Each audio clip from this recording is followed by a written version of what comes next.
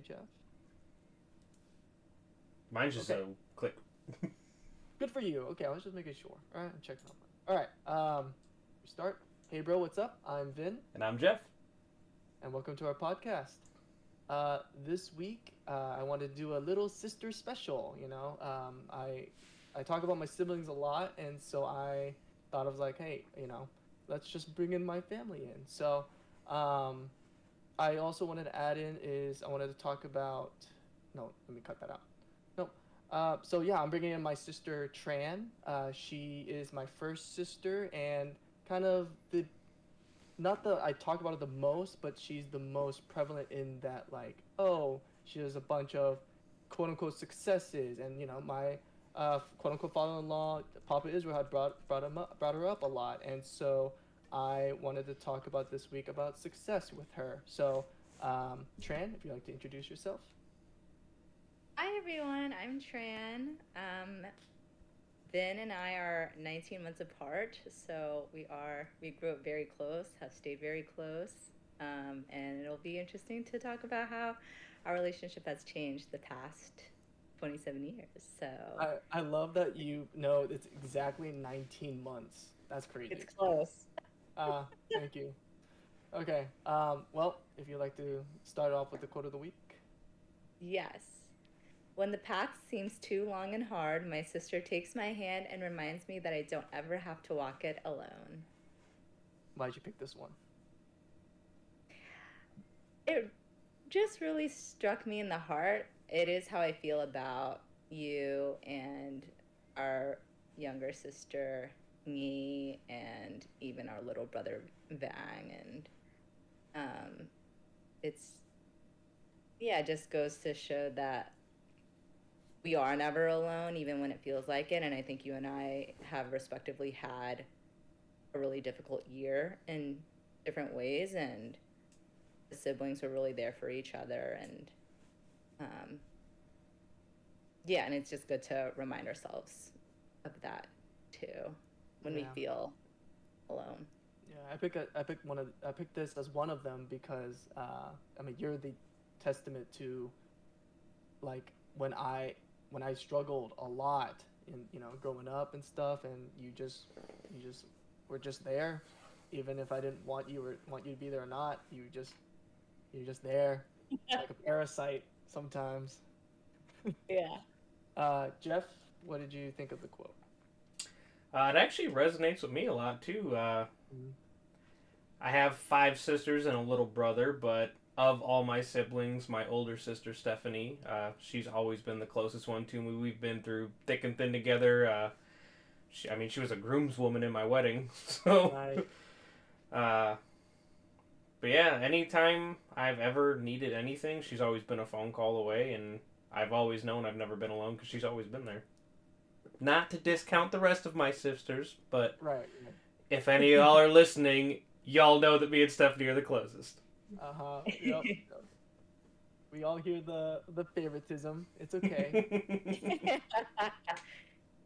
All right, Tran. So, this is gonna be super raw and genuine. I mean, I it feels so interesting because like you and I have talked throughout the years all the time, right? We've been through the worst, been through the best times. I think it's just interesting. We're gonna put it like under a microscope this time. So, I'm just interested to see. And plus, like, we actually haven't talked about each other in years. I feel like we haven't needed to. Hmm. So, so just want to start off with how was growing up with me. It was great because dad put us in all of the extracurriculars together, and I was always better than you. Mm, thank you. But I actually forgot it about was, that. but I mean, I wouldn't say bad. I would say the negative side was that we fought a lot. Right. Like I don't think we were friends really. Like I loved you as a brother, and we spent like every waking moment together because we were, I mean, not really, we were one grade apart, so we weren't in the same classes, but it was kind of like, oh, I have followed in your footsteps because you had just taken all these classes the year prior, so I kind of, that was nice getting a, a heads up into the next year, and our friends intermingled kind of like I knew of your friends because they would come over a lot and then also sing for me. So, we were in tune with each other's friend circles. And then all of the private lessons that we did, piano, tennis, swimming, drums, Spanish, whatever else we did, like we always did together. So I think that's kind of how I think about our childhood was a love-hate relation. Not even hate. Hate is too strong of a word. I didn't hate you at all, but it was like we did fight just because I think that's what siblings do when they're young. Interesting. I would have thought of you as like a competitive friend when you say that you didn't think of me as your friend, because like we played games together, we like hung out and stuff like that. So I definitely thought of you as a friend, but a competitive one, right? Like I forgot that I was so mad every time you beat me at literally everything. So Yeah, yeah, I forgot we played games together, but that's true. We did. yeah, it's the same shit. Like you showed me a lot of shows, I showed you a lot of shows. Like we grew up, like you even saw Dragon Ball Z. I watched a lot of your, like I remember like the cheerleading movie, was that Step Up? No. Was it Bring It Bring it On? on. Bring it on. Yeah, see, Yeah, like that's all. so true. Yeah. So for me, it felt like I did feel like we were friends. We shared Aw, a lot that's so cute. of. No, Okay. you're right. We did watch it. You're right. We did hang out in the sense of sharing those, those things for entertainment. And I actually completely forgot about that. So, yeah. Yeah, yeah. So, um, what do you feel were like the pros and cons, just growing up with me? Rose is just having somebody to who's always there. So I definitely never felt lonely. Also, I think the competition between us was really good for me, challenge like pushing myself, having somebody to compare myself to, um, and so that was good for developing my self esteem. Um, and and yeah, we had different. You're a guy and I'm a girl, so I think that was able to become more well rounded because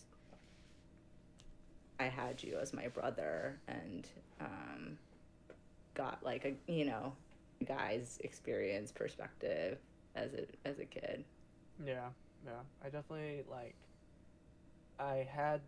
You gave a completely different perspective in life, not only because you're a sibling, right? Because a lot of people can be only children, but also you being my sister. So, I grew up in a very manly way, as dad would teach me. But then, like, you would come in and have your just super different outlook. So it definitely, agreed, made me more well-rounded. More so in the, I would say, in the adult years, more than I guess childhood, because we grew up similarly growing up.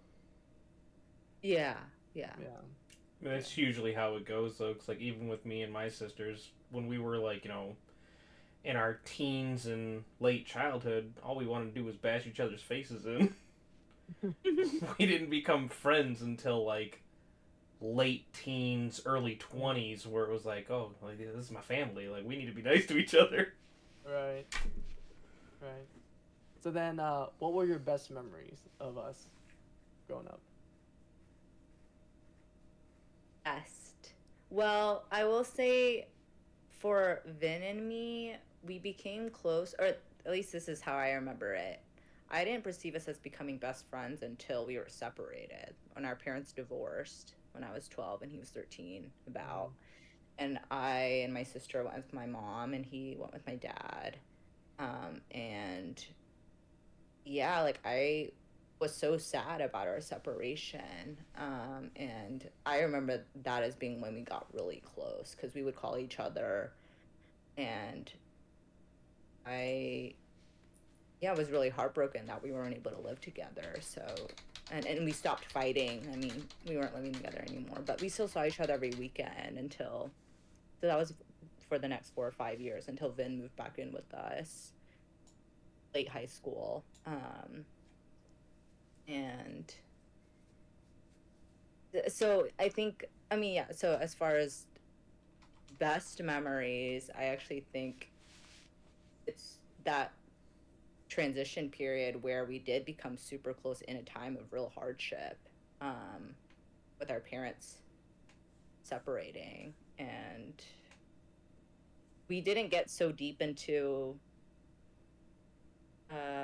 talking about our respective experiences back then as much as we have more recently, at least from, I mean, I have a terrible memory, so Vin probably remembers a lot better, but still, like I do remember, like, for example, like writing, I think, one of his birthday cards, like when he was 13 or 14, and getting like really emotional about it, because I missed him so much. So I guess that's not like super happy, but like I really like that sticks out in my mind as like a really precious time, like when we became like frenemies to like just like best friends. Yeah.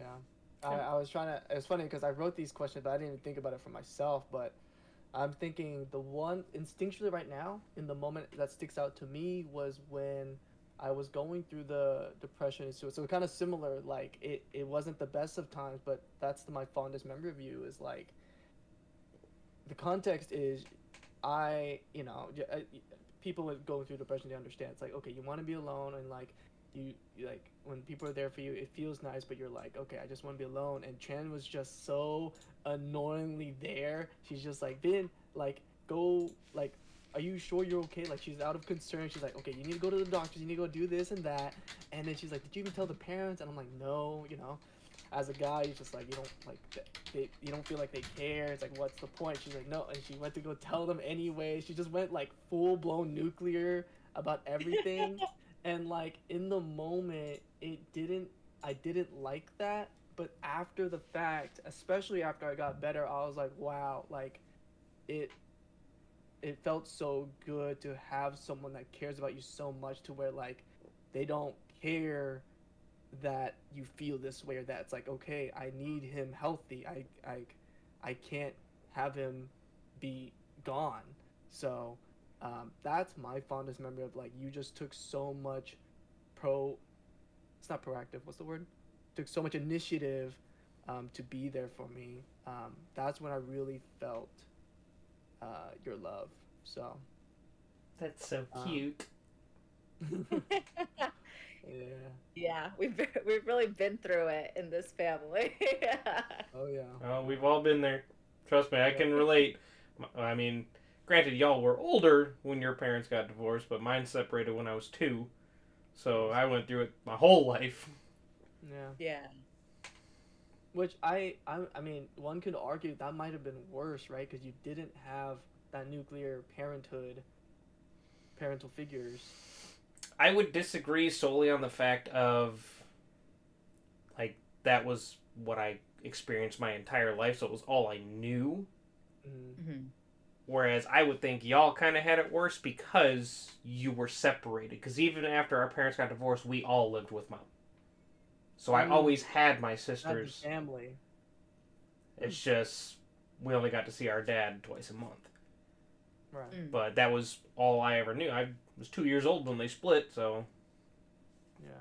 so I like not a good situation, but I would argue that I would have had it rougher time in your guys' shoes, like growing up with my sisters and then being 12, 13 years old and being ripped apart from each other. Like that would have hurt me 10 times worse than what I went through. Mm. Hmm. Yeah. Different take. Um. So then, what were your worst memories, Fran?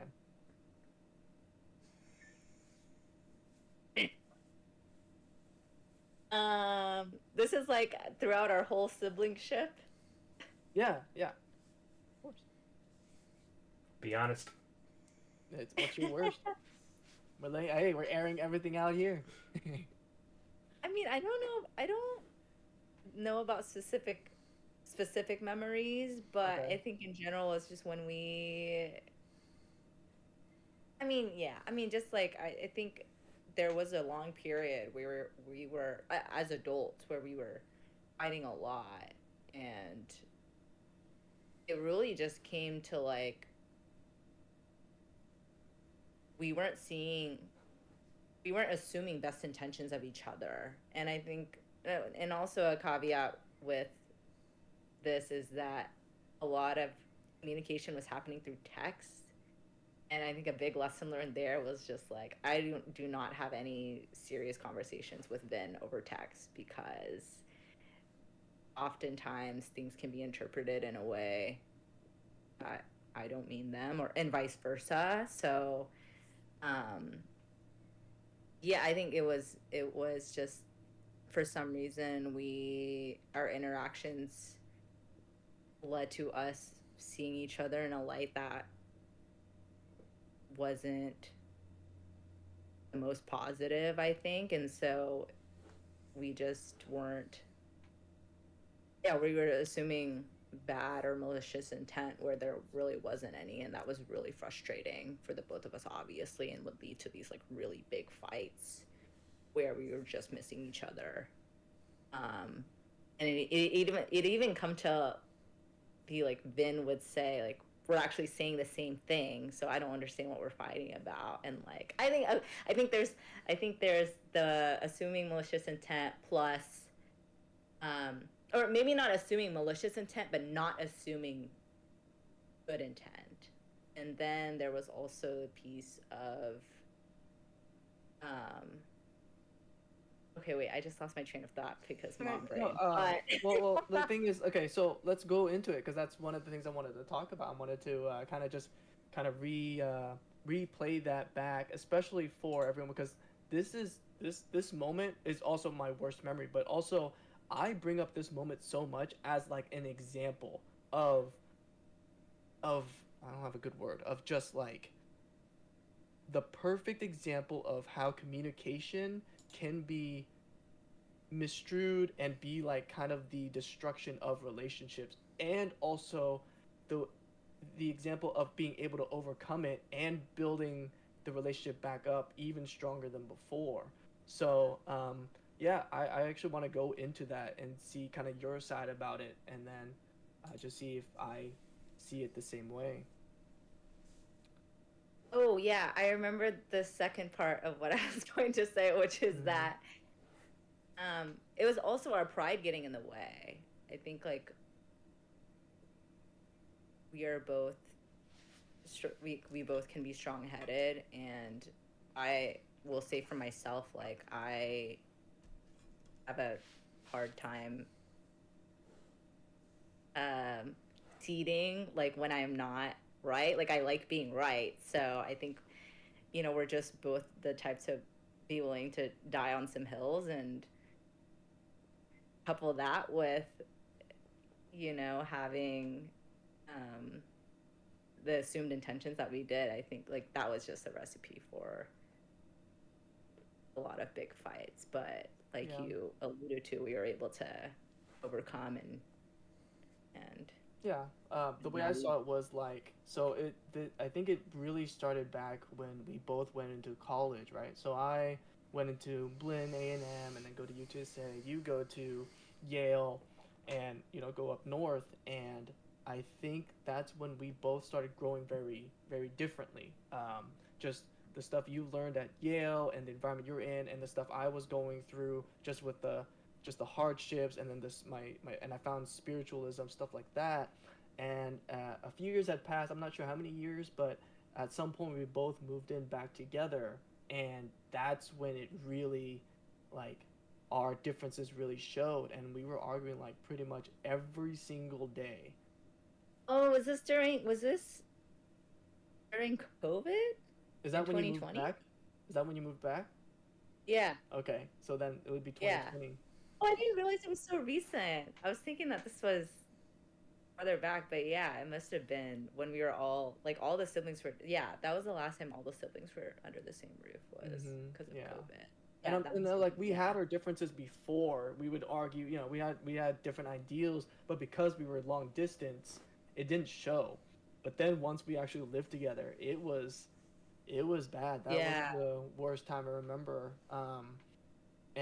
And yeah, it took a few months, but what really got me was just like I started listening to her words, and then she's saying the exact same thing, and I'm like, what are we freaking arguing about right now? How are we even arguing? And like I was so mind blown. So I told her, thankfully I studied psychology and like developmental whatever, and I'm like, okay, let's break this down. Let's figure out why we are disagreeing so much. Like it was like as if like Chan was saying, like there was pride. She liked to be right. Like I I'm very stubborn in that I just need some proof, but it's hard when you're talking emotionally because it's not a concrete kind of thing. So I'm like, I'm not gonna change because you don't have any proof, and it's like so we both just kept going at each other, and so I'm like, let's break it down because it seems like yeah, it's just like a sibling thing, and it took us months, Jeff. Like it took us about I recall it was at least 1 month, so it's probably like 2 months where we was like okay when we talk, let's try to understand each other, like blah blah blah. I was breaking every single thing down, and after 2 months, you know, especially after half a year, like me and her rarely ever argue anymore. It's crazy. Yeah. Yeah. We don't fight anymore. Y'all wild. Um, Uh, yeah. yeah. What? So for you in your head, what felt like the shift for you? What changed for you in your head? Or did you have I like a think for different perspective me, on me? yeah, I mean, I can speak for myself, and I think the biggest thing was the um giving the benefit of the doubt, like Mm, assuming good intentions, giving benefit of the doubt, and like really hearing what you have to say before I respond. I think that was also something that I altered in, was being really quick to react instead of like really hearing you out.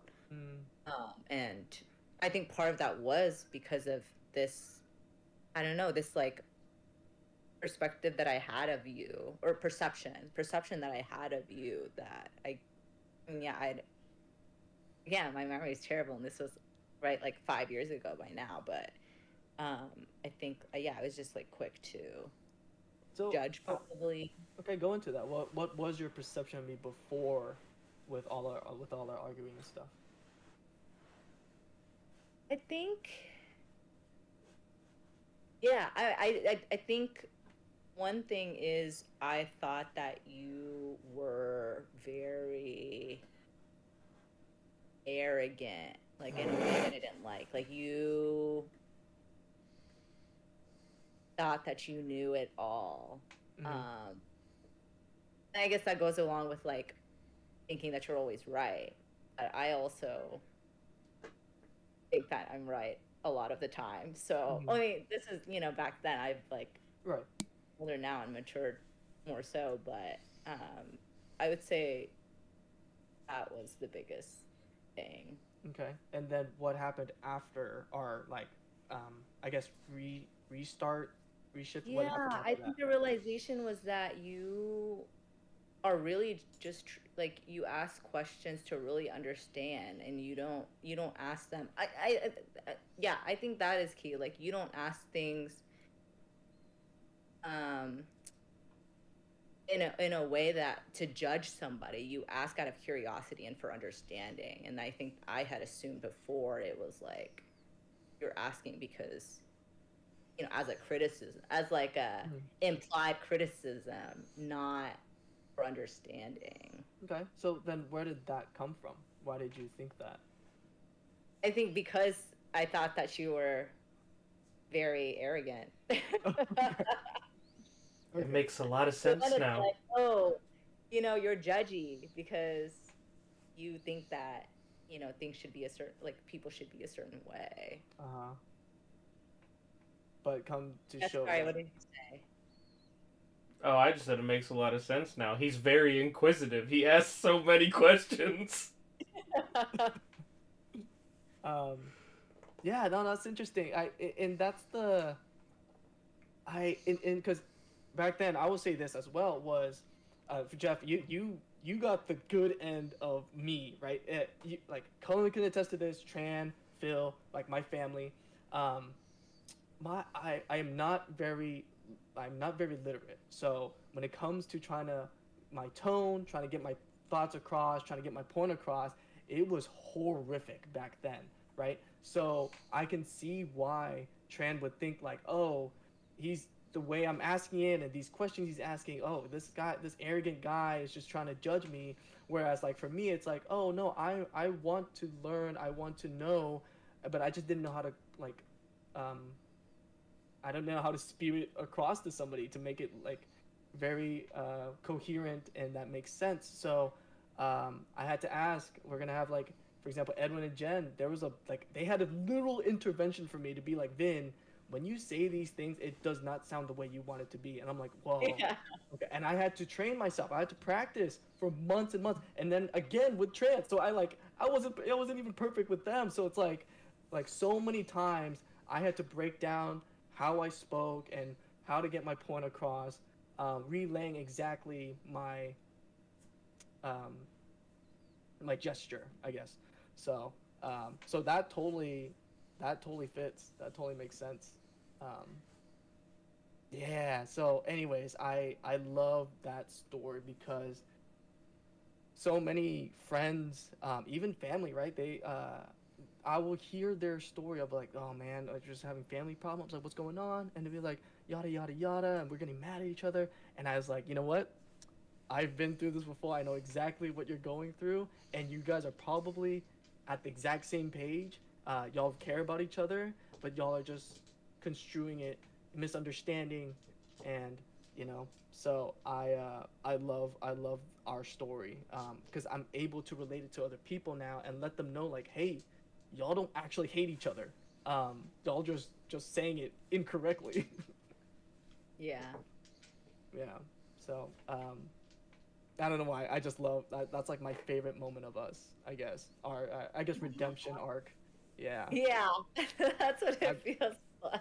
yeah I bring it up so many times. It's crazy. So Yeah, because I would say that's the only period of our siblingship where I didn't feel like we were best friends. Like, yeah, that we were close because we were fighting so much and like getting mad at each other. And, only you, like the siblings and the parents are the only people who can get me really mad. mm, Uh, oh, sorry. you're good. I You're don't good. know. Yeah. It's okay. Okay. Scared me. My face got bigger all of a sudden. I was like, what the heck? I didn't touch anything, so that was strange. Yeah, that's all good. Um, so later on, Van was born. So yeah, we have a baby brother, and he was born 20 years after me, 18 years after Tran. Um, so for you, Tran, how was having Van into the picture?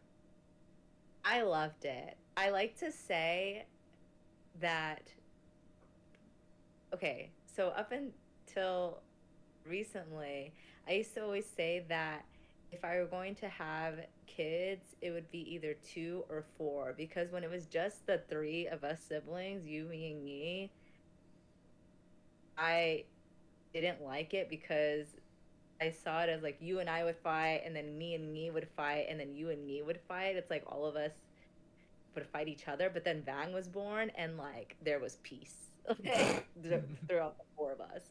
And now I know it's not because he was born. It's that like we got older, right? Like Right. I was, like you said, 18, 20, and I left for college when he was born, and then me like entered middle school and matured. Whereas like when we were all home before we left for college, then we were fighting. Even though we were close, we were still there was a lot of infighting still. And but yeah, he just having um a baby brother is so fun. I mean, I wanted him to be a boy, funnily enough, because I was like, oh, it'd be fun. It's like two boys, two girls. Mm-hmm. And I already had a younger sister, so I wanted a younger brother. And he is just such a sweetheart. Like, you can't, what can you say about Mag? He's just the best. So Yes. I think After like 3 years old, 3, 4 years old, and then he was the best. That's true. I left when he was six Yeah. months, so I Yeah. wasn't there for the most of it. But he, he was always a cutie patootie. But No, no. I love the change in the sibling dynamic. I do think that again, I mean, in my mind, I'm like, the more the merrier. And Jeff, I'm sure can speak a lot to this, and maybe you have a different take because there's so many more of you guys. But I just think it's really cool to have the difference in ages and genders, because then there's more in terms of personalities, but also like the bonds. Like, I'm really close to Vin, and I'm really close to Ngi, but the closeness is different, right? Because of the age difference, because of the gender difference. And I just think that the more siblings you have, the more well-rounded of a person you become because you're able to get close in a way that, it's not like getting close to your friends, because with your siblings, it's like they're the only ones who can really understand your childhood and your family, your nuclear family, right? And like you're able to trauma bond because parents, We use that everybody has. phrase all the time. Yeah, right? Like, we all have crazy parents, and the only people who can relate are our siblings. And so yeah, I loved when he was born because it was just more love between the siblings to go around. And now, we're able to do more, like, the child's fun activities again, like, through him. I mean, you more so because I've been, I haven't really been home since he was born, but he just brought a lot of joy to the house, where not that it was missing, but it was just like the house felt really lively and renewed after he was born. We can take a pause if you want to check on Anne Marie. Bill is with her. She's just fussy because she got her vaccines, I think. Yeah. Okay. That's crazy that you can hear. I mean, she's been crying this whole It's not time. that I loud. mean, okay, that's good. But like Bill just got home like 10 minutes ago because I think he went to go walk Raya, and she'd been crying the whole time he was gone. I was like, where are you? You're not with her. It's Yeah. fine. He's with her now. Okay. So yeah, no, I agree. I love that Van came into the picture. It gave me, so like I had a perspective of kind of just a little bit younger, so you, then like a lot younger was Nina. She's 8 years younger, so I had that perspective, and then coming into like having a baby brother, it gave me like the kid. So I kind of had like this adult sibling perspective, then this teenage sister perspective, and then I had this baby perspective, and he gave me so much insight and outlook on how to be there for a kid, for an infant, for a toddler. Even now, he's 9 years old, and I'm still able to be there for him, and it's like it helped me so much with like just liking kids. I don't know, just being there for kids, and then just seeing us all siblings. It's such a funny dynamic. It's so interesting. It's not the typical, the three siblings. It's like this little kid. What is he doing around here? He's just running around, and we're all just being adults. So Yeah. We'll love to hear Jeff's take. On all my siblings? Yeah. Whew. I mean, the age gap is between all of us. Oldest to youngest is 20 years? Because my oldest sister is 5 years older than me, so she's 36 now. Then Stephanie's 34, I'm 31. Alexis is 26, 27.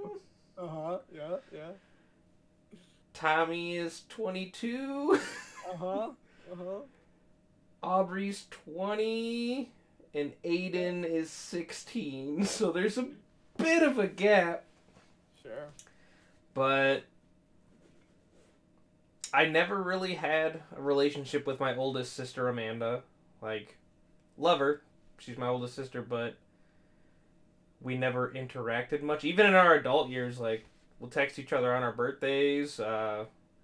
a few months back when I lost my job, she found out. She texted me. She's like, "Hey, Verizon's always hiring, and I can help you get a job there." And I'm like, "No thanks." But Stephanie and I, we butted heads a lot as kids because we were the closest in age. We were the only ones that were like in high school together. Granted, she was a senior when I was a sophomore, right? Yeah. But we grew super close to the point where like we're in contact every day. Going on the younger side, never really had much of a relationship with the one right below me, Alexis, until college because we both went to the same college. And since I did like the military first and took a few years before I went to college after high school, by the time I was in my junior year of high school or of college, she was a freshman at that college. So we got the chance to hang out a little bit, and we grew a little closer. And then after graduation, we stopped talking to each other. Mm. The youngest on my mom's side, my sister Tommy, we never had much of a relationship. We still kind of don't. The most we talk, she texts me every once in a while. I was like, "How's Texas? I want to come visit." And I'm like, "You do that."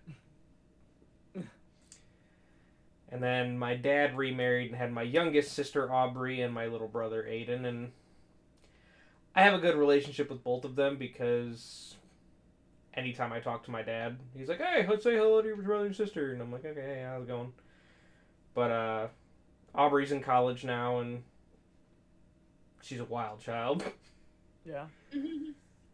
Uh, Wild can be interpreted different ways. What kind of wild? Party girl. Ah, okay. Not wild. Every time I talk to her, "What are you doing?" "I'm at the bar." But Aiden was probably the one I was most excited for when he was born because I was the only boy. I had always wanted a brother, but when he was born, I was 16 or 17. We lived in separate households, and then a year later, I joined the military. So it's like, I really didn't get to see him growing up, and now that he's in high school, kid's an athlete, like, he doesn't even have time to answer his phone anytime I try to get a hold of him. We really only talk to each other on birthdays. Jeez. I don't know if that answers your question. So, yeah, I think you said earlier that do you feel like you're only close to the one sister? Yeah, the one that's the next oldest from me, Stephanie. She's also the only one of my siblings where we both have the same parents. Got it. Everyone else, it's either different mom or different dad. We're the only two full blood. Did you think that played a part in how close you felt to your siblings? Just the parents and like the blood? I would say no, because I mean, even though Amanda's got a different dad, Lexi and Tommy have a different dad, we all still grew up in the same house. Okay. Like the 5 of us all lived with my mom, and then Aubrey and Aiden lived with my dad because that was when he got remarried. So we all went through the same experiences for the most part. But we were all just so different that none of us really clicked friendship-wise other than me and Steph. Stephanie and I were identical. We were into the same music, into the same movies, into the same everything. And we even had mutual friends because we were the only two that went to high school with each other. So we ran in the same circles, and everyone that knew her knew me, and vice versa. Are you, other than Steph, are you able to open up to anybody else, or it's pretty much just Steph that you can be genuinely yourself and vulnerable? Oh, on a vulnerability, only Stephanie. Okay. All the stuff that I air out here on the podcast or with my friends, I wouldn't tell any of my other siblings. Not that I don't think they'd want to hear it and care, it's just we never developed that bond for them to be who I would go to. Whereas, oh, keep on. I was gonna say, whereas, like, if I'm having a rough day and, like, you know, the dark thoughts come out, first person that comes to mind, other than my wife, is calling my sister Steph. Right. So what was interesting to me was today I caught up with Papa Israel, Mia's dad, and I was just checking up on him, whatever, and I told him about, hey, like a couple people texted me and called me about your episode. And they're like, dude, I really loved Papa Israel's episode. They're calling you Papa Israel, and he said that I forgot how he worded it, but paraphrasing, he was like, "You know me better than my own family," and I was like, "What?" Like, I was so shook because I was like, I've only talked to him for a few months now. We had one podcast episode, a really good one, but that's how like his siblings, they don't, really talk. His is an older generation of like, keep to yourself and don't be vulnerable, don't share and stuff. They find it weird. So it really caught me for a loop of him saying like, "You know me the most." More than my family. I'm like, what the? Yeah. So when you said like you and Steph, and I'm like, dang. Tran, who? Before I ask this joke question, I guess we're on this subject. Is who do you feel you connect the most with out of all the siblings? I would say me, just because I think the sister bond is really special. Um, Even though we have a bigger age gap than you and me. Mm-hmm. Um, and yeah, she's just, I don't know, my hype woman, but Yeah. also, I'm hers. And it could also be because we were never separated growing up the way that you and I were, but Right. I think that's less of it. And I think it's more so that we're both girls. Maybe. I mean, that's hypothetical. We could never like reenact, so we Yeah, can't. yeah, of We have course. no That's idea. just what Yeah, I don't know I if think. I don't think it's a gender thing, but um, yeah, if I'm just thinking like closest obviously is going to be you because I can open up the most to you, right? Nina has like me and Nee's age gap is super huge, so like there are things I'm experiencing that she doesn't ever experience and she won't understand. So it's like I can't even tell her. So I can only like kind of teach her a little bit of like, oh, this is kind of what I'm going through, but I know you don't really understand. But otherwise, like, yeah, her role as like she's just this. So I'm sad she didn't want to get on, but pretty much she's like this happy-go-lucky little girl that's like super loud and boisterous and ecstatic all the time. So she's really good to have when like you want to cheer like a pick me up. Um, so she's really good about that. Like if you just want someone to hang with, like just go out and just really not think about anything, she's the go-to.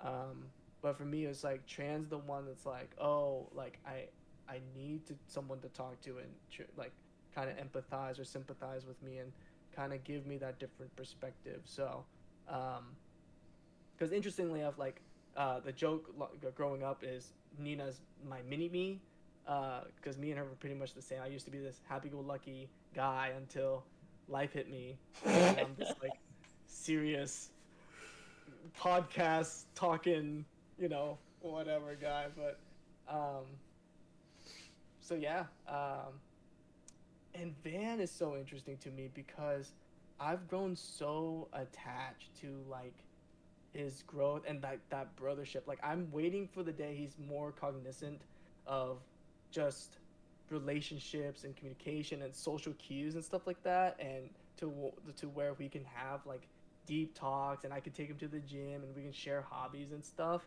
I'm really waiting for that day. Um, Aw, that's cute. Yeah, that makes yeah. sense. So it's sad. Like I'm already a full-fledged adult.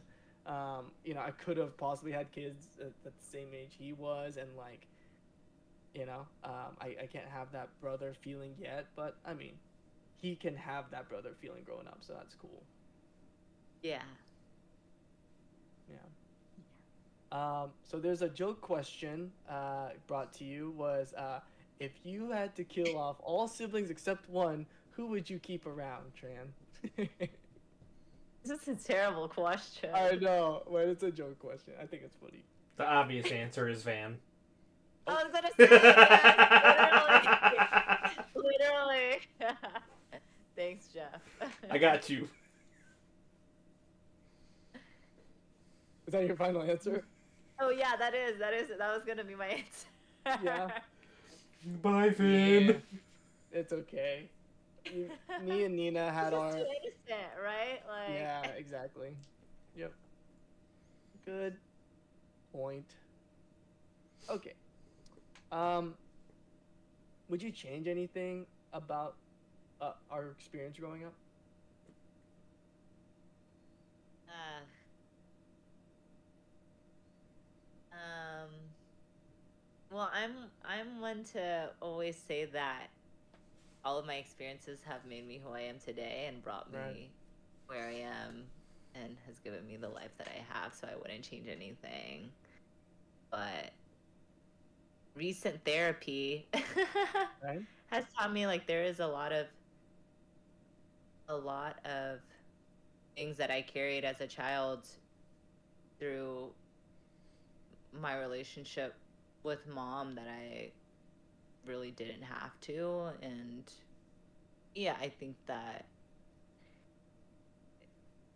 I mean, if we could, change our parents a little bit, then maybe, because it's also like I didn't you can experience, oh my gosh, I don't even know what I'm trying to say. I guess I'm trying to say, like, yeah, we grow from hardship, but there's like, the severity of a hardship doesn't need to be, Right. to the extent that it was for you to gain, whatever skill or resilience that you did. Right. And so if we could have less of the hardship, then I think that would that would have been better. I'm realizing now, because there's still a lot of healing, that a lot of realizations and processing and healing that I'm still doing, because it's all of that had been suppressed out of survival. So then, what would you change specifically? It was how the parents treated each other, or what? Like how the parents treated us? What do you want? What would you want to change? Who the parents were? I think I don't know specifically. it I kind guess. it sounded like she was trying to say like the shit y'all went through was this big. Yeah. Squish it a little bit, make it a little less severe. Yeah. Mhm. Yeah. I don't know specifics, but Gotcha. Okay, yeah. yeah, no problem. Then let's go into that. I actually had questions about our parents. So, just start off. Let's start off with the good. You know how I like to talk. I always start with good. So, um, what do you admire most about mom and dad? With mom, I'll say how hard she works, Mm, and also just how smart she is. Like, her business savvy is unreal. sure. And then with dad was how involved of a parent he was to us.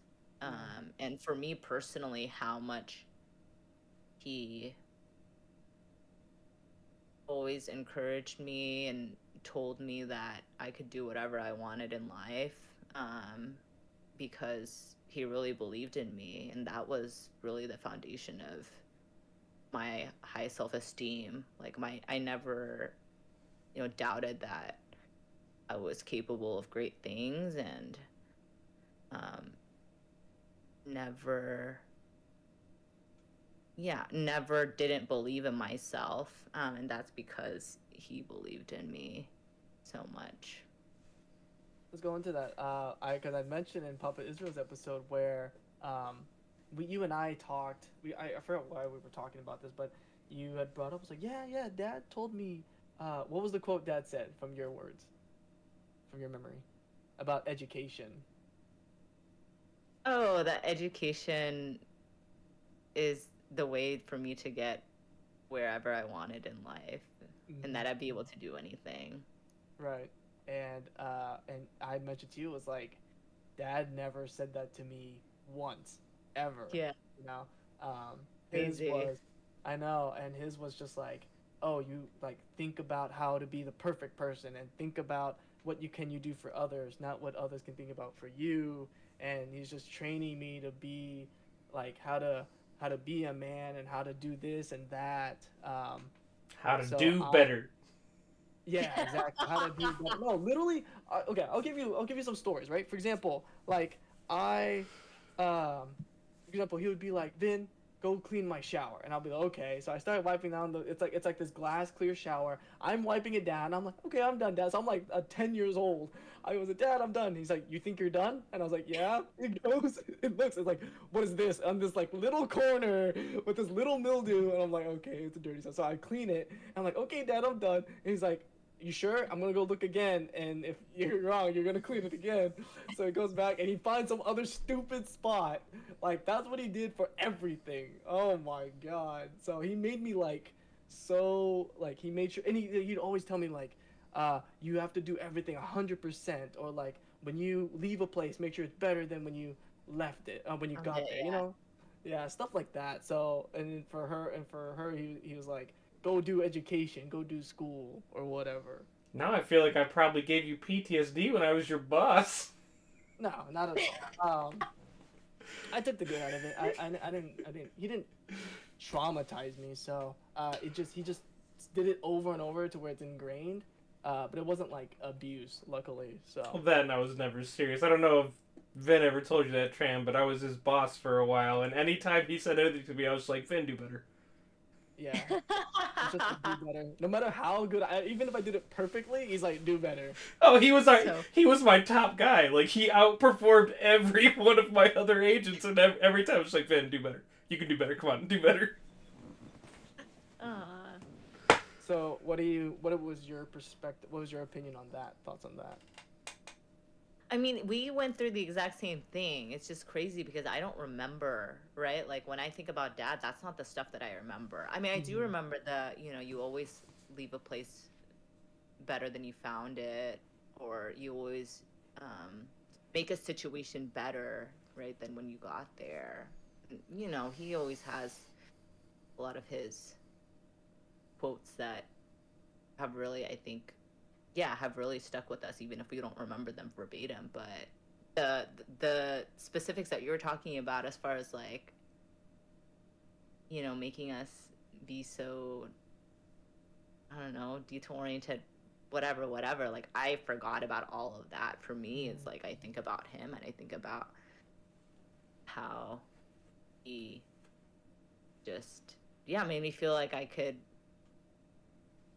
run the world, and that's Nice. that's really what carried me through and brought me to, I think, all of the, like, my career and academic trajectory was because of him. Yeah, yeah. Did he talk about spiritualism at all to you, or was it all just like you can create your own destiny, you can do whatever you want? Yeah, no, he didn't. Yeah, yeah. I mean, I think he Oh, did a little, like, would say, like, oh, I mean, a little bit, about Buddha, but not gotcha. really that I remember. Right, right. I mean, he's the one who started my like, he talked about karma and like if you do good, like good will come back to you, and Mm. just all this like superstitious stuff. So that's kind of, I don't know. Yeah. Um, so the opposite. What ways did mom and dad let you down then? Yeah.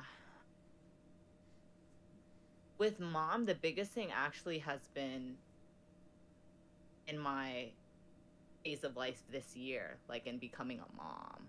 And that's been something that I've had to work through emotionally a lot, is her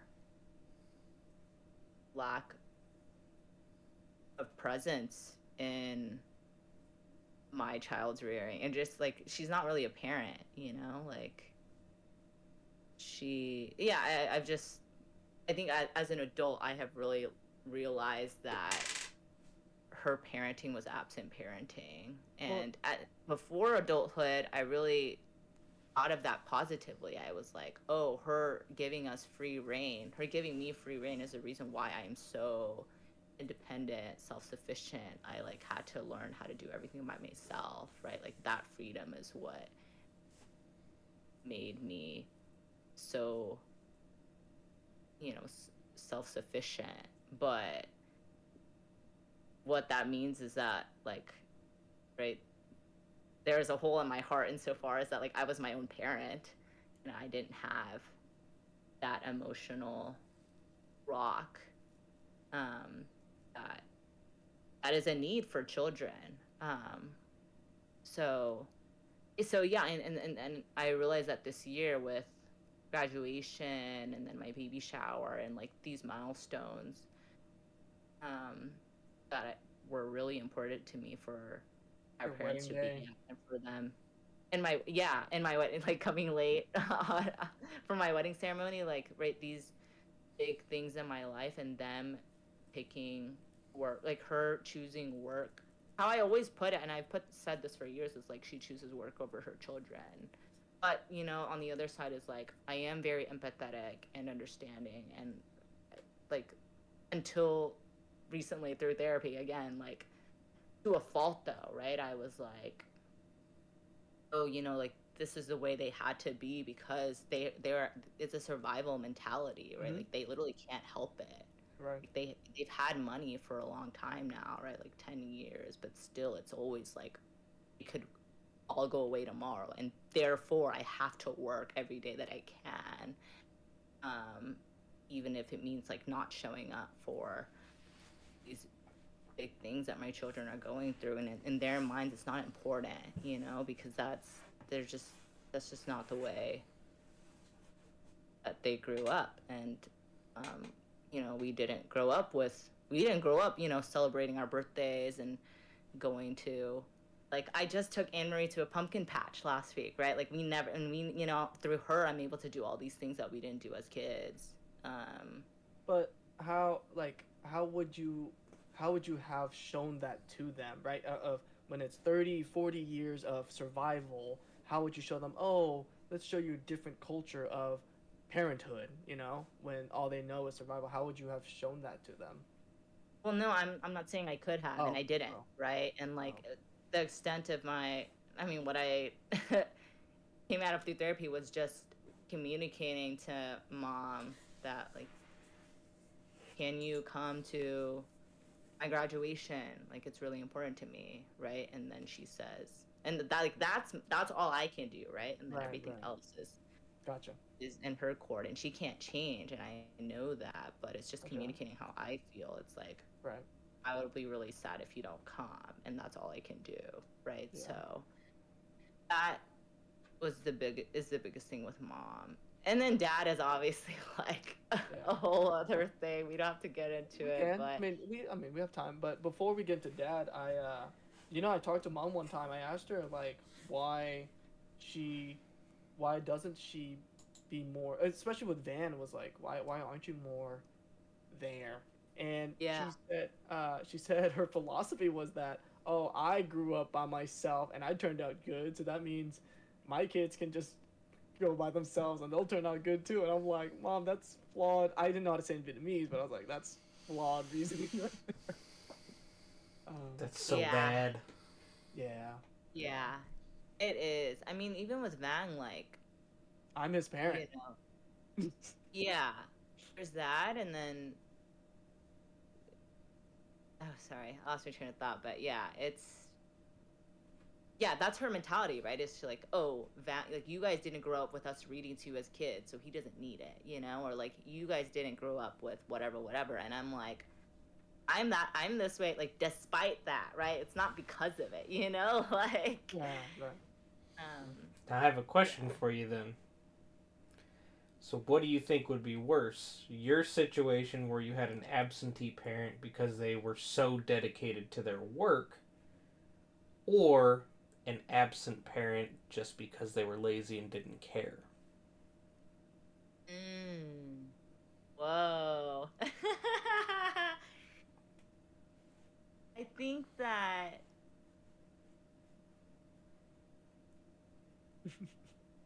yeah, I mean, I get it, right? Because intent, there's different intent. So obviously it hurts more when it's like, oh, you could care, but you don't. Not that I'm trying to You have no, defend your mother's actions. yeah. It's like you have no excuse because you don't have something else that's taking away from you being able to be involved. Um, so yeah, I can see that being worse, but I think if you're talking about from a child's perspective, like it hurts probably the same, Regardless. right? Like, Regardless. yeah, it hurts all the same. Right. Because that was my Um, situation. Mm. My mom didn't have a job until I was a junior in high school. Jesus Christ. So she was always home. Yeah. But we all raised each other. We Yeah. did the cooking, Yeah. we did the cleaning. She never came to sporting events. Nothing. She was there for graduations, like at least. Like, didn't miss any of our graduations. That's something. But it's about all she showed up for. Yeah. Well, Jeff, you're smiling about it, but like, do you have any pain in your heart? Go back and listen to all the other episodes of the podcast. Okay. I know I've brought my mother up a time or two. So, like, you had mentioned, like, she showed up late to your wedding. Would you rather your parents show up late? Or show up Not on... at all. Or show up on time and disrespect you during your wedding? Oh, wow. Shoot, dude. Okay, yeah, I'd rather she show up late. That's for sure. That is no question about it. It's all about perspective. Yeah. It can always be worse. Dude, it was rough though. Like, we were lined up.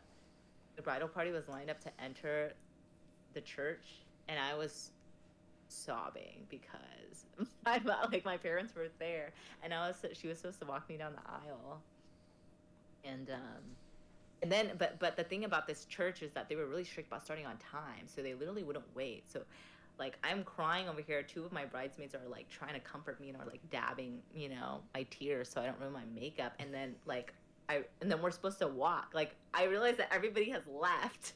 I'm like, oh my gosh, I was supposed to go on now, and I'm literally like over here crying. But it ended up being great, and nobody could tell, so it was fine.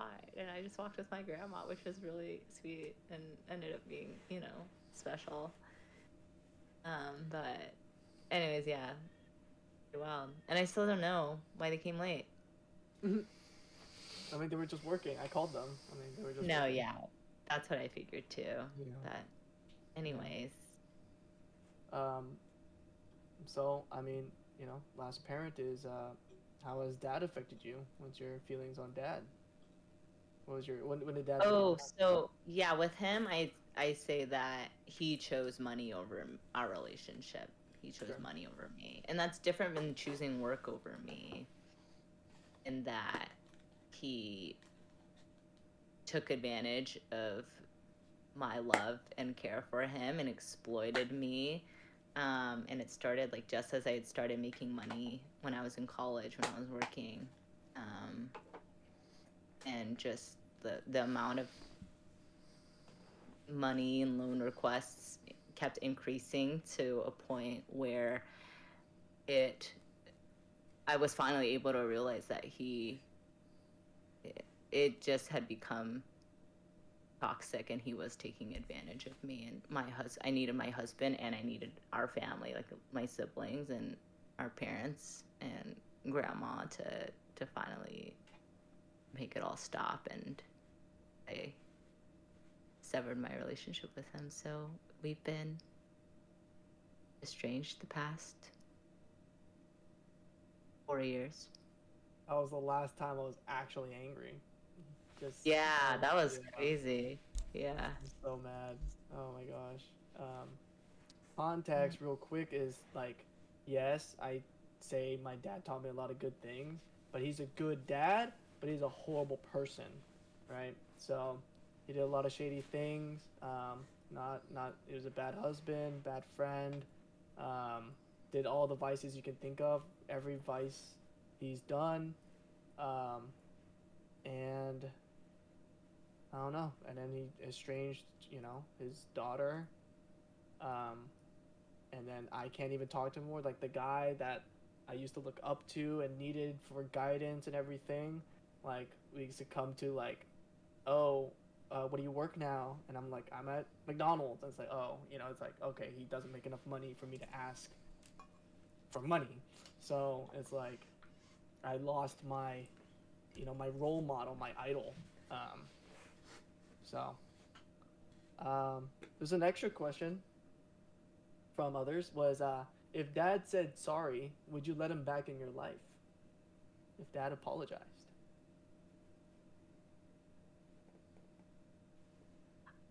I would, in that we would have contact, but not get close. And with the agreement that he wouldn't ask me for money anymore. Yeah, I mean, I actually talked about this with Phil recently because I was saying that I didn't want him to have a relationship with Anne Marie. Mm-hmm. And Phil was like, well, I think that if he wants to be in her life and wants to know her, we should let him. Why? And he says it's because just because he was a bad dad doesn't mean that he wouldn't be a good grandparent to her, because he would have limited contact and all of his contact would be through us. Yeah. That one I can actually chime in on and agree with Phil. Okay. Because, like, from my personal experience, we all know my mom was not a good mom. Mm. She is an excellent grandmother Mm-hmm. to all of her grandchildren.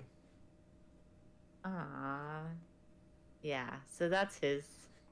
So yeah, I wasn't open to it, but I also am just. I mean, he's definitely not in a position to. Like, Yeah. I'm not paying for you to come visit. You know what I mean? Like, Also, it's just so like I don't. this hypothetical, like, Yeah, definitely hypothetical. of like, well, also let's just say he was as young as mom, and Anne Marie grows up enough to be 18, and she somehow becomes a millionaire. What? How do we know he's not gonna ask her for money if she suddenly got rich at 18? Well, it doesn't. I mean, I would. Right, we would talk to Anne Marie, and she would know. And Right. the moment that he asks, right, then it's like you put your It's foot over. down. I mean, Yeah. Put your foot down and call mom. Yeah, exactly. Yeah. Yeah.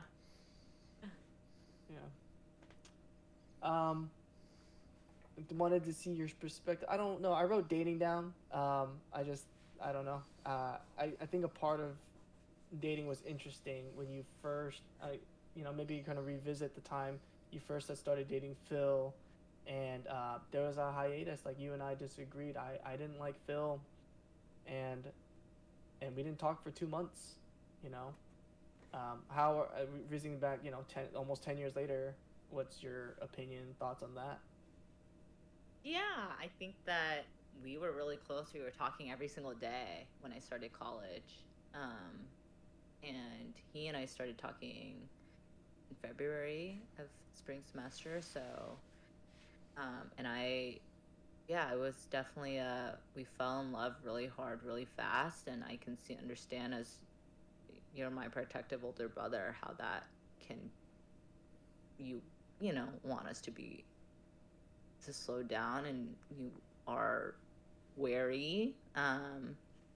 So I think that it made a lot of sense how it played out. I mean, where you are as my older brother, but also where I was as, somebody who was really sure about, I was really sure, right, about him and about like our connection, and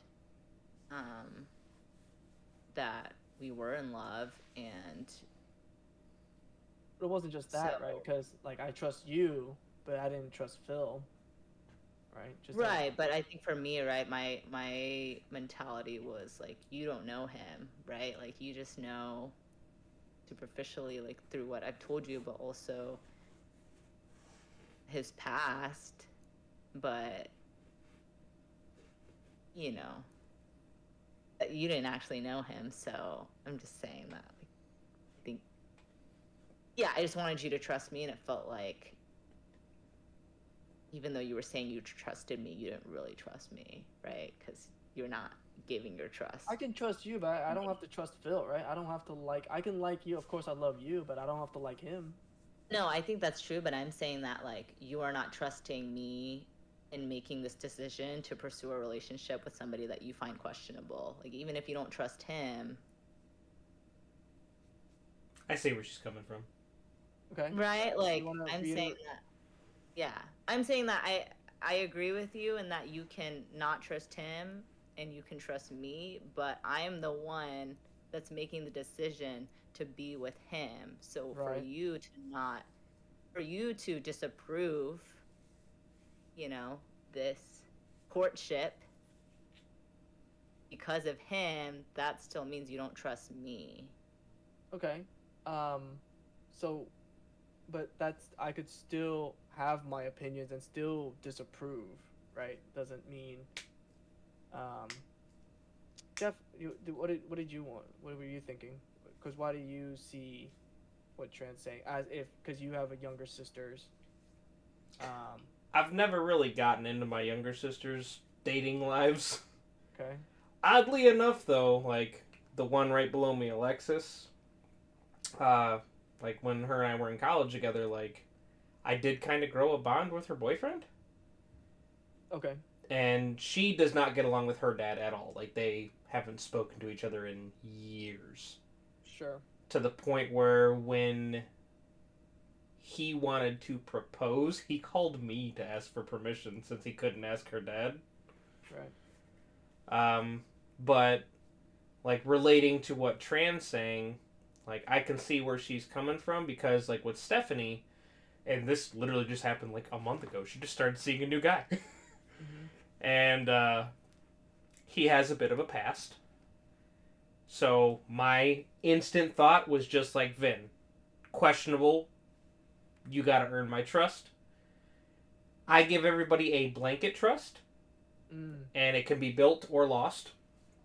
But Stephanie's 34 years old. She's older than me. She's been through the same things I've been through. So, like, I didn't voice any of my concern or distrust to her. I just said, I hope you're making a good choice and I hope you're happy.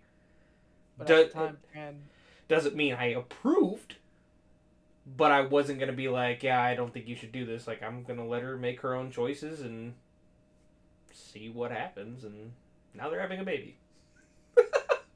right. Oh, congrats. And I get to be the godfather this time.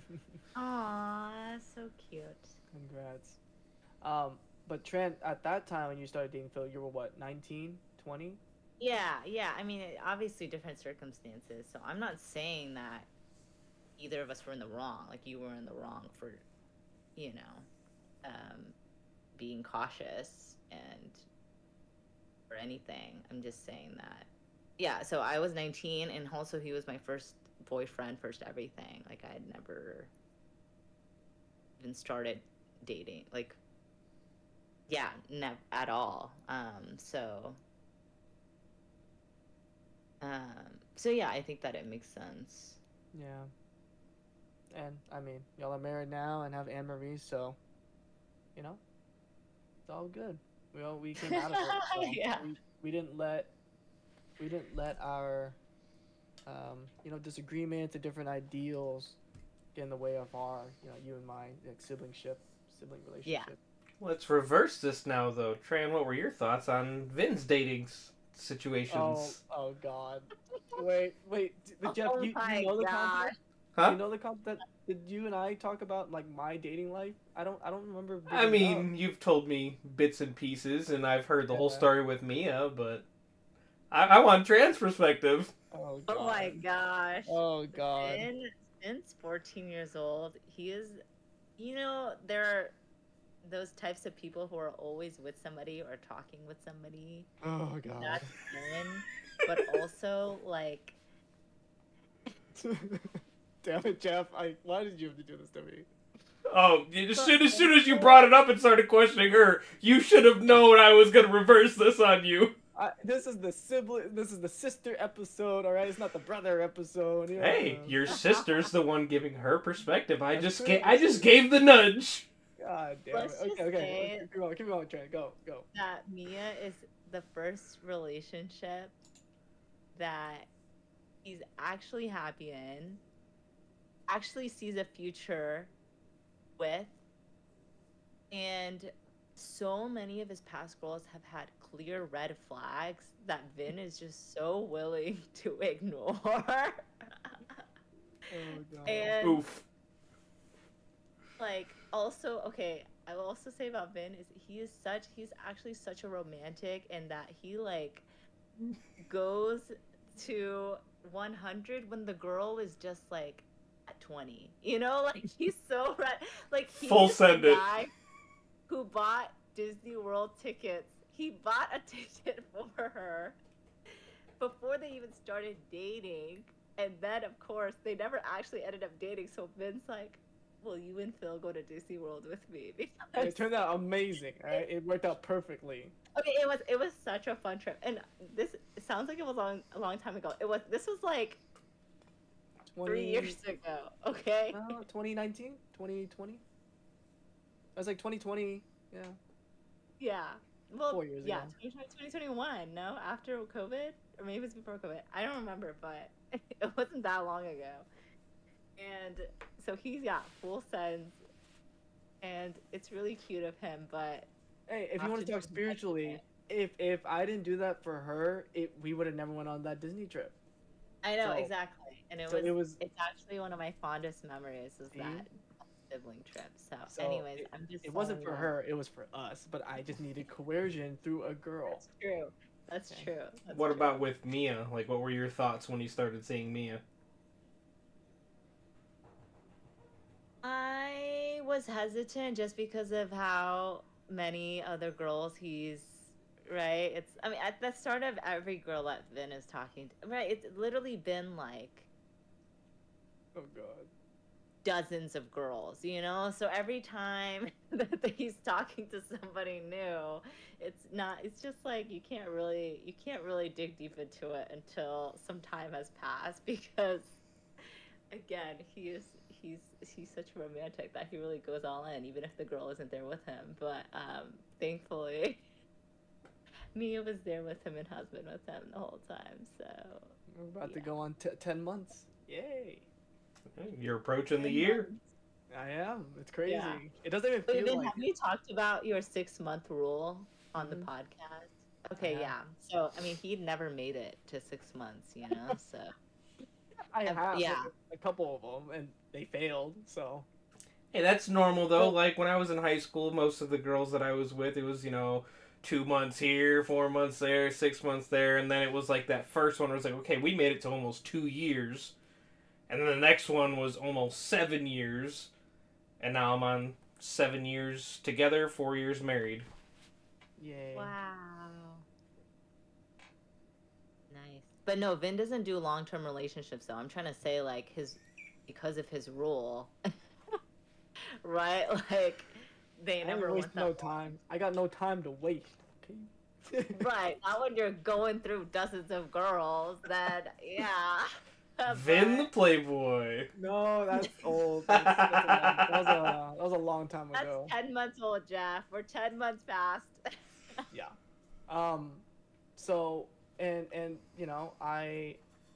what did you think about me, talking or dating your best friends? Like, how did you feel about that? Like, you never really spoke out about that. Yeah, I mean, my strategy was literally to just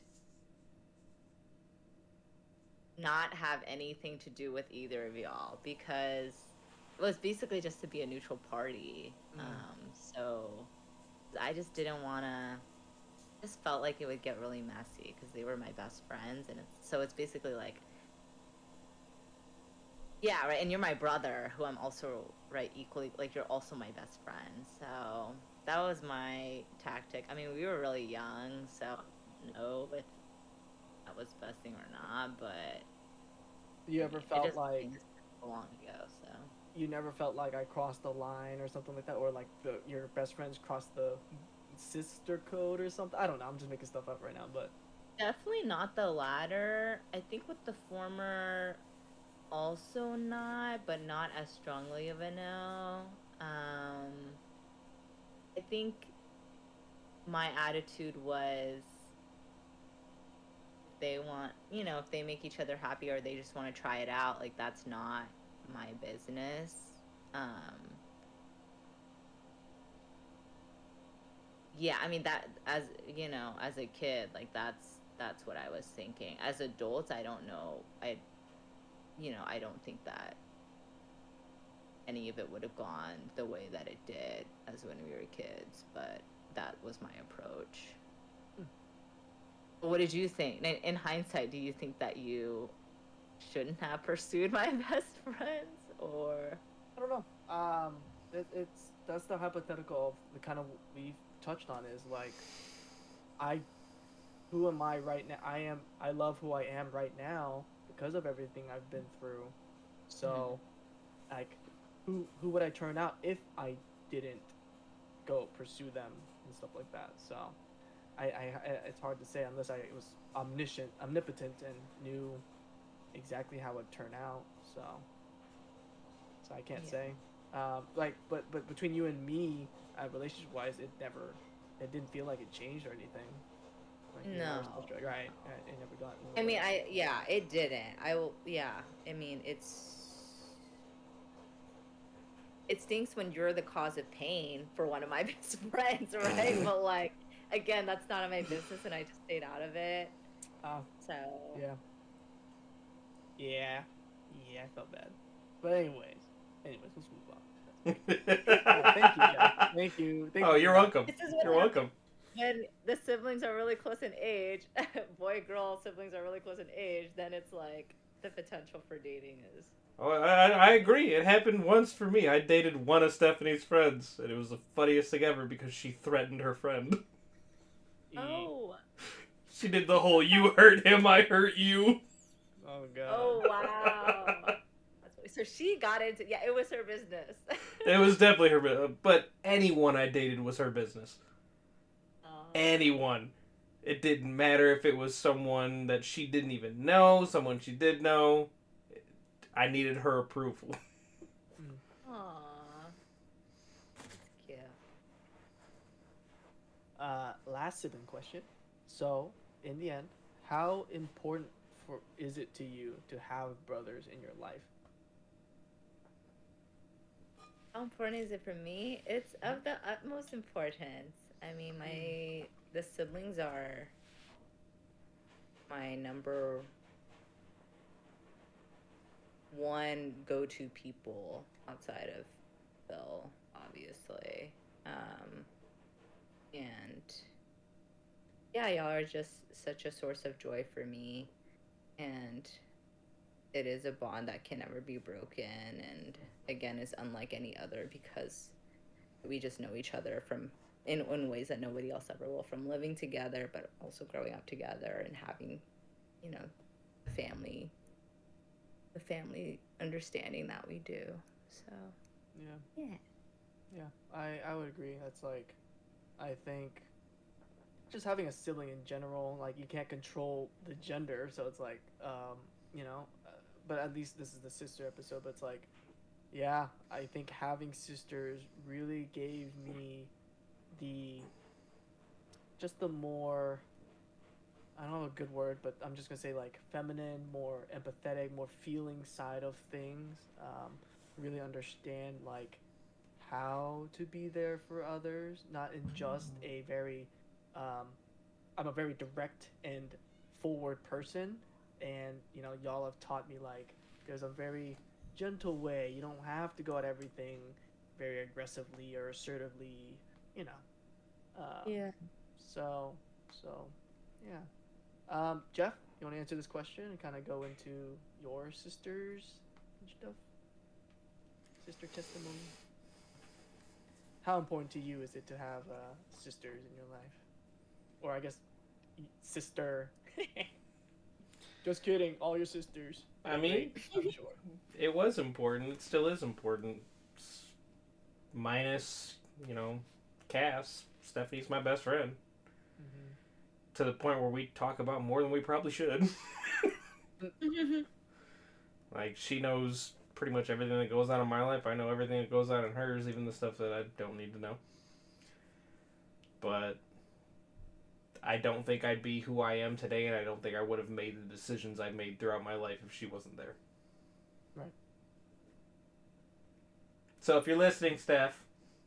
I had that talk with Mia Tran. Was that me and I were going through a little bit of a situation, and I went to Tran, and Mia found out, of course, and she was upset, and I told her, I was like, okay, you have your mom and your best friend Danny, that you go to. That for me is Cullen and Tran. So if I don't have Tran, who do I go to? And for her, it like she really thought about it. She's like, crap, like okay. And so it was so weird. It was so interesting for me. But I think she's coming like she was kind of projecting from her own sibling, like, oh, I would never go to my brothers about whatever, you know. Whereas for me, it's like you and I, we went through so much, and we open up about pretty much everything. So it was an interesting like opposite dynamic. Like I'm the guy, I have my sisters, and I'm close with my sister, whereas she's the girl, but like she doesn't open up to everyone. And I guess just disposition. She's an introvert. I'm an extrovert. So that was something I opened up her to. But like, okay, no, Tran is Finn's anchor and keeps him sane. Who am I to take that away from him? So yeah, I defended Aww. you. Uh-huh. Yeah. Oh God. Anyways, so last part I want to get into is success. You know, so a couple people have brought up that you are in their eyes, a very successful person. You know, you graduated from Yale, got your master's, just finished law school, married, and y'all make a bunch of money, and not super rich, but like y'all are doing very well off. So I wanted to see, just kind of interview you on like what does success mean to you? What does success look into your eyes? How do you handle that? So, yeah. So, what does success mean to you? To me personally, it's having a really full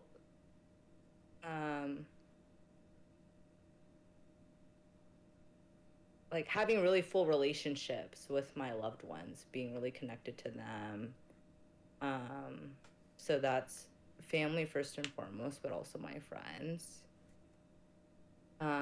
Because if I'm able to do that, then I'm happy. It also, so, and then with that, it also means like being a really great wife to my husband, a great sister to you guys, a great daughter to the parents whenever they need me, which isn't that often. But and now a great mom to Anne Marie. So that's number one. Next, I would say because I get a lot of fulfillment through my work, and it's as long as I'm doing a job that I'm passionate about within my field because I'm passionate about my field, then I'm happy. So specifically, I specialize in education policy and law, and I went into education because of how I grew up and knowing that education was so important for my personal upward socioeconomic mobility in terms of like where our parents came from, obviously. And so I just became really passionate about making sure that all kids are able to obtain good educations. But with that, also, I've always generally been interested in working for government, been interested in high level policy. So that's how I got into working for the U.S. Department of Education. And I've done a lot of state level policy since I've been in law school. Since I was in law school, since I've since graduated, but I'm really plugged into state level education policy here in Texas, which has been so fun and felt really fulfilling. So yeah, I would say that those are the two avenues that when I feel successful is when I am staying really connected and close with my most important relationships, and then also feeling like I'm making a real difference for others. And through my work, it's through our education systems. So why is it not based off of like, oh, I got this job, I got this high position, I got all this money, or I have a house? Why is it not based on those things?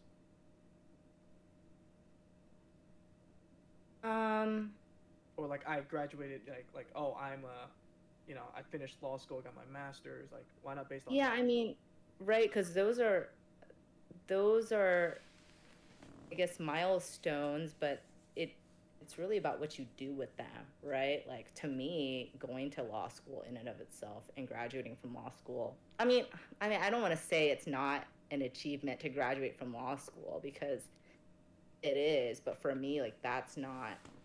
It's really about purpose, right? And like I don't go to law school just to go to law school. It's about why I went to law school. So it's about what I do with what being a law school graduate has given me, right? Like Mm-hmm. I'm able to be a practicing lawyer and advocate, you know, on state level policy and law because I went to law school. It's not like, for me that it doesn't end there. It doesn't end at the job. Right. It doesn't end at obtaining the job or graduating from the school or making a certain amount of money. It's like, right, it's not, money in of itself isn't the goal for me. It's what do you do with your money? And for me, it's to be able to provide the life that I want for my kids. Right. And but also, I have Phil and I have are minimalist, but like I do like a little bit of nice things. So, um, Everyone does. Yeah. yeah, yeah. So that's how I would answer that. Good. Um. So then, what pushes you to reach your goals and be successful? What's pushing you all the way to law school, doing all these extracurricular things? Like, what's that motivation? I think it's about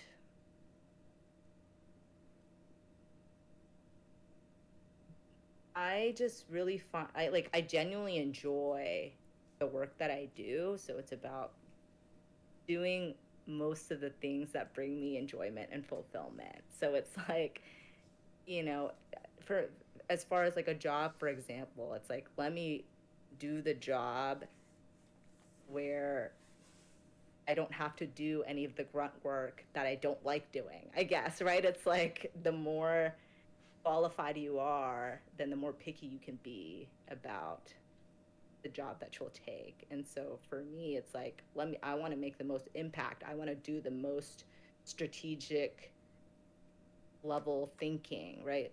As far as, yeah, and like not, and, um, and like training other people. So it's like, let me find the best job that I will enjoy the most. That's kind of how I see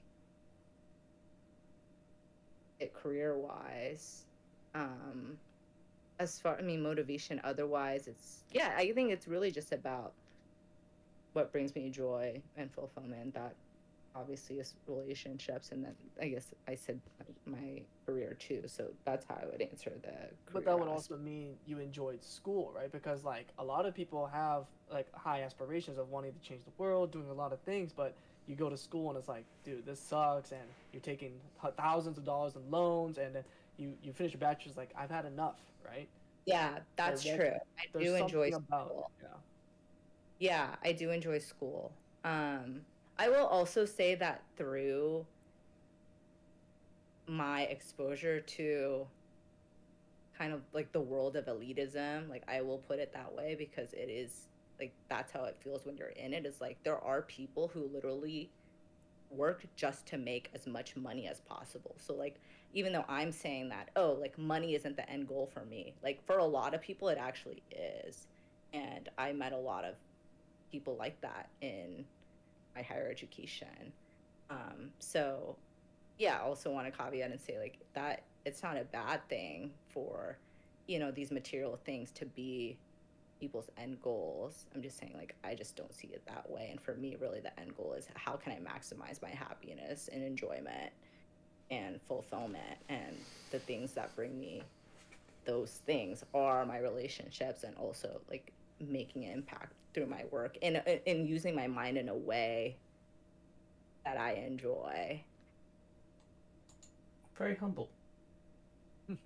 Oh, thanks. So then, what habits do you feel helped you the most to become successful in your eyes? Habits. Mm-hmm. um, I really think, I think the only habit I have is doing things that I enjoy. Like I feel like I'm saying that a lot, but I can't say it enough. Like because I actually enjoy job hunting because Okay. I I think it's fun, and I actually do it for other people. Like I've done it for Vin. I did it for Phil. The current job that he's at is a job that I found for him. I've done it for my sister. Like I enjoy job hunting, and for myself, I think I enjoy it because it's seeing like the world of possibility out there for me, and that goes towards my goal of like obtaining the best job that I can. Um, You enjoy Maybe it, you personality say. mine. Why Huh? didn't you start a business of job hunting for others? You haven't thought of that? I don't enjoy it that much. I'd Oh, rather I'd okay. rather do education. Gotcha. But as a hobby, I do enjoy it. So sorry, I was gonna say because that's really my only habit. I mean, otherwise I would say I have a really bad habit that has also contributed to my success, which is that I can't do work unless I'm under pressure. So it's like I need the deadline to do it. Like if you give me 2 weeks to do it, and it only takes me 10 hours, I'm going to do it the day of. You know what I mean? So, like, that is a habit that I have, but it's not a good habit. But it works for me, which is why I keep doing it. And it's just been reinforced how much it works for me through college and then my master's degree and then law school. But it's not a good habit. Um, Nope. Another thing you Too late. told You heard me. it here, folks. Be a procrastinator. Yeah, exactly. Um, you told me one time you were like, I love writing essays, or like I love taking tests or something like that. You just love the I process. do. Yeah, it's crazy. You're Yeah, I like do. But it's also, it's also, how much of you liking something is because you're good at it, right? Like I've always been good at writing and I'm good at test taking, so, you know, mm, but I do. Yeah. And a lot of my work is writing, right? And I am a really strong writer, so and I've been able to become stronger through my different degrees. So that's been a lot of fun. Like I genuinely think that that's fun, and I think that the part of it though is like I'm really like mentally pushing myself as far as analysis and synthesization, right? It's like how, yeah, and you're like creating something from scratch from your own brain. So I just find that very satisfying. It's like, all right, you what can I married? come up with? Yeah. Okay. Yeah, all right. Um, if you ever did fail, how do you deal with it? How do you deal with failure?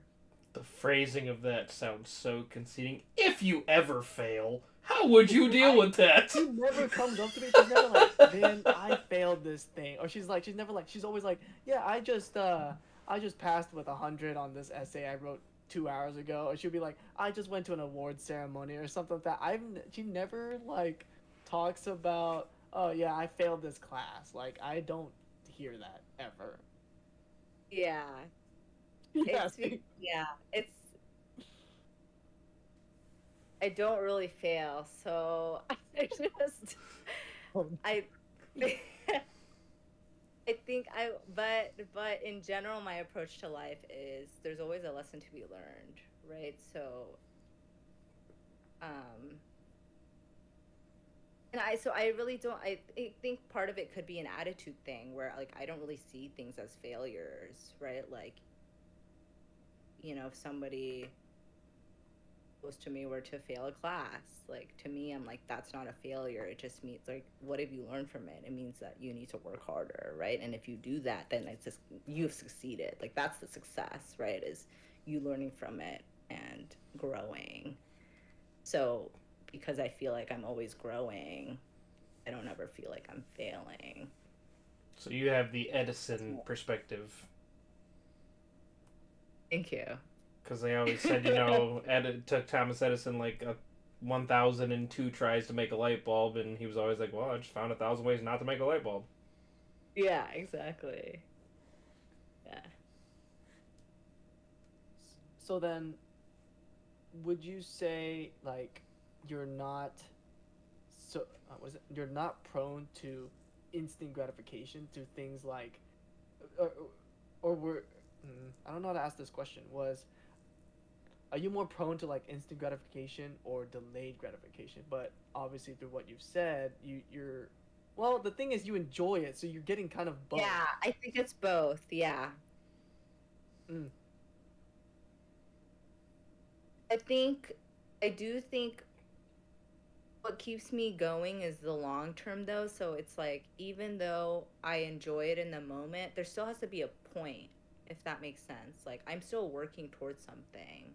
So I think that goes towards like, oh, it like feels good to be working towards something. So you're yeah, working towards the main prize, which is the delayed gratification, but you get Yeah. instant gratification by the process. Exactly. Like I like writing essays, but if I'm not in a class, I'm not going to write essays even though I think it's fun. You know what I mean? Like I have to be doing it for a reason even though I do enjoy it. Yeah.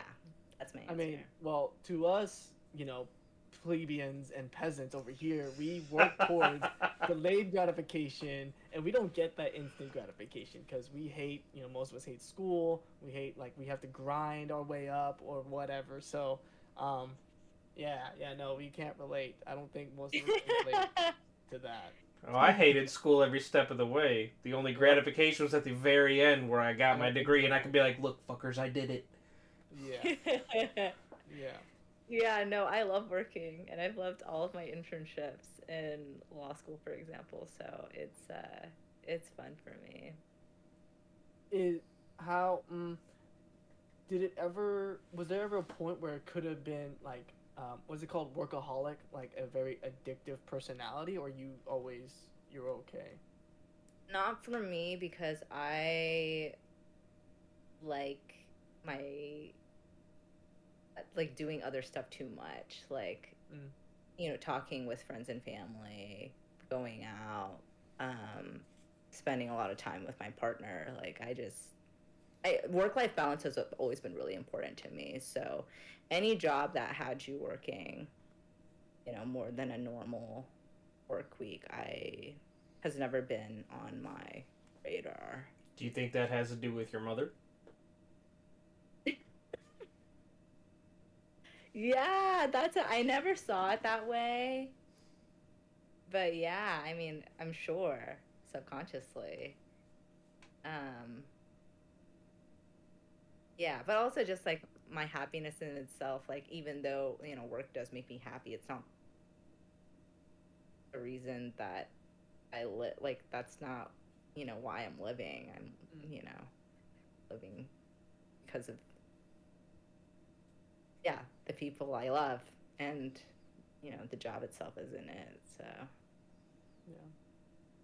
Um, do you think that men and women have different views on success, especially in like when you with the, you said elitist groups and stuff like that? Do you feel like there was a difference in how people viewed success?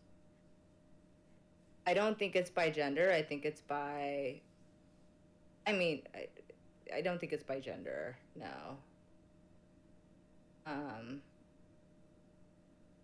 because for example, like with the people, who are going for the most money making, for example, or just like the most, let's say even like, oh, the most prestigious, right, jobs, even, though they hate them or whatever. Like that's, I would say, equal between men and women. Hmm. But as far as views on Jeff has success and sorry, what were you gonna say? Or what are you thinking? Jeff. Vin's reading my face and he knows I had something to say on that. I would actually slightly disagree with you on this one. Mm-hmm. Mm-hmm. But that's also from my perspective, because most of the men that I know, like, success is monetary in the aspect of they have to be the one to provide for their family. So to them, success is making that money so that way they can give their partner and their children everything that they want them to have or didn't have themselves. Yeah, I think that that makes a lot of sense. If, right, for those men, is it that the women, like, do they work or is it just expected that they will make less than Could the be a man? combination of either. Okay, yeah. I mean, it's obviously different, you know, circles that we're in too, because I don't, like, all of the females in my life are working, and it's not there isn't an expectation or assumption that they will be making less than their partners. So but I definitely can see that. Hmm. Okay. I had no more Okay. question. Yeah. Um, Success. So last thing I like to do is to put like each give testimonies on like success, what each of us think is success, and how we live through it, and how it affects us. So Tran, if you want to just reiterate kind of your side of success, after we talked it through. Well, I feel like I said everything. Okay. Jeff. Yeah, so you guys should go. I mean, success to me is just the fact that, like, I truly grew up with pretty much nothing. I left my home at 18, never looked back, and everything I have, from the house that I'm currently in that my wife and I just bought 4 years ago or 3 years ago, to meeting her and getting married and still going strong to this day, like, to me, that's my success. I built my life for what it is. I don't make the most money. I don't have, all the fancy stuff. She makes more than I do by about $25,000, so like, I'm not one to be like, oh well, I have to make more money than her. Like, I just want to be able to make enough to give her everything she wants. To me, that's my success. Nice. Success for me is just what each individual person feels fulfilled by. Um, I don't think there is a universal consensus of what success is. There is a social standard, right? Is usually monetary, right? It's how much money or your highest status, how much power you have on society. But I think as a universal definition, I believe it's just what makes you feel fulfilled the most, whether that is through monetary status, connections, and spiritual, intrinsic, So, um, I think Tran, you had brought up one time in defense for me was that I don't. You'd have to reword it for me, but it was something like you told your in-laws that you think that I am successful not in monetary and possessions, but in of my connections and my spirituality. So if you wanted to Yeah. reframe that. Yeah, I was trying to say that I think that Vin is more successful than a lot of other people in this very, in this way. It just depends on how you view success, because the person that I was responding to was very simplistically saying it as like, oh, you're more educated, so you're more successful. And I was trying to say that's not, the only way to view it. Mm-hmm. Yeah. And I think that's kind of just how I grew up, was that interestingly, as our dad is very materialistic. He's the one of like, oh, like just focus on others, your connections, and then like focus on how to please the gods, right? The spirituality, and then like Tran and I grew up with all these animes and Disney, Nickelodeon, and then especially like Avatar. Really, Avatar: Last Airbender really took a hold for me of like really fulfilling that Buddhism side and really like I'm so like what's the word? I'm so fantastical to where like I believed in it. So and it comes to today of where like I'm just doing whatever. So yeah, no, I always remember that story too. So that was a it. I think that really caught me off guard because it, let me figure out how to phrase this is I worked so hard on like my connections and my spirituality to the point of where there was something concrete enough for you to be like, hey, like you're able to use me as an example of like, oh, I feel as if my brother is successful in these ways. So that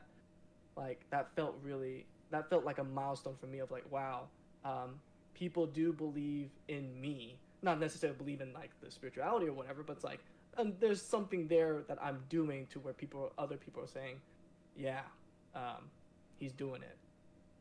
Yeah, yeah, and Phil and I feel the same way about you in that Mm, regard. yeah, Um, so that's cool. yeah. Okay. Anything else we would like to talk about? I liked this was a very nice episode. How did you know? Aw. Very nice bonding little sibling. Yeah, no, I just wanted to say thanks for having me. This was a lot of fun, and it's been fun getting to know Jeff through previous episodes that I've listened to and actually have a conversation with him. So, Yeah, yeah. yeah. I'm just me. Yes, sir. All right, Jeff. Motto. All right. Don't forget, we do have our Discord server. It is the Brothers Bonfire. If you're wanting a community and a band of brothers that are going through similar experiences as you, then come join our journey and take a seat at the bonfire. Our Discord link is in the About section, and all are welcome.